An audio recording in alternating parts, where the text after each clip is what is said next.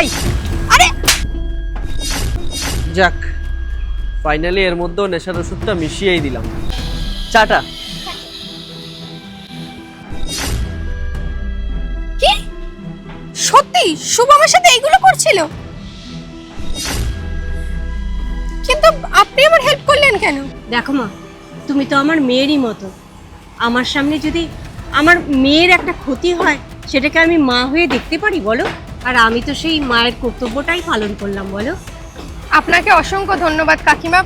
না না না না, আপনি সত্যি আমার অনেক বড় সাহায্য করেছেন। এরপর থেকে না, আমি অনেক সতর্ক থাকবো। এরপর থেকে আমি কারোর ওপর এত ইজিলি বিশ্বাস করব না। আমি সত্যি ওকে খুব বিশ্বাস করেছিলাম, কোনোদিন ভাবিনি এইভাবে আমার বিশ্বাস ভেঙে দেবে। কিন্তু আজকে আপনি আমার চোখ খুলে দিলেন, আপনাকে অনেক ধন্যবাদ।